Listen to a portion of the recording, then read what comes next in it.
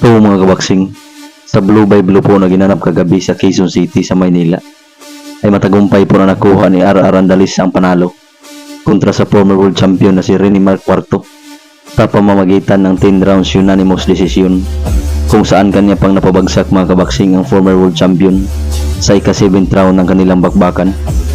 So dahil sa kanyang panalo ay nag-improve na ngayon ang top rated contender sa minimum weight na si R. Arandalis sa boxing record na 16 wins with 6 KOs at may 2 talo. Samantalang ang former IBF mini flyweight world champion na si Cuarto ay bumagsak na ngayon sa 7 talo, may 22 wins with 12 knockouts. Samantalang sa ibang undercard mga kabaksing ay nagtala din ng impresibong panalo ang taga-Balamban Cebu na si Jason Canoy Manigos. Ito'y matapos siyang talunin o patulugin ang boksingirong knockout artist na may 100% knockout ratio na si Fernando Tagpuno Jr.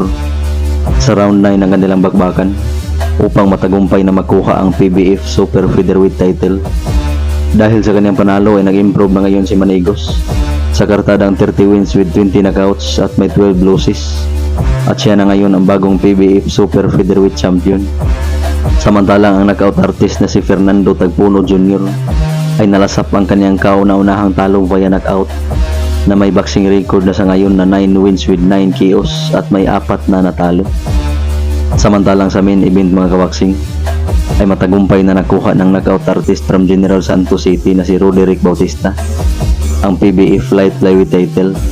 Ito'y matapos niyang talunin ang taga-Masbate na si Arvin Zan Sampaga sa pamamagitan ng 10 rounds unanimous decision upang mag-improve ang kanyang undefeated na kartada sa 7 wins with 5 knockouts, at siya na ngayon ang bagong PBF Light Flyweight champion. Samantalang si Arvin Zan Sampaga ay nalasap ang kanyang ikalawang talo na may 8 wins with 3 knockouts.